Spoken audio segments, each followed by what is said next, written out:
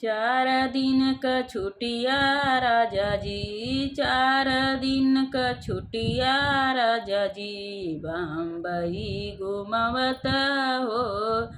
4 दिन क छुटिया राजा जी, बम्बई घुमवत हो। बम्बई में नया सोनारा, बम्बई में नया सोनारा, टिकवा गढ़वत हो। बम्बई में नया सोनारा, टिकवा गढ़वत हो।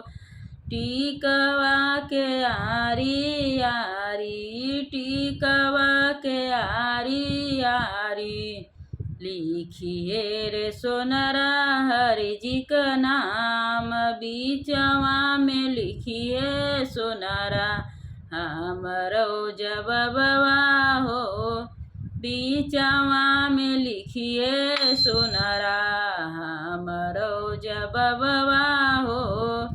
4 दिन क छुटिया राजा जी, 4 दिन क छुटिया राजा जी, बम्बई घुमवत हो।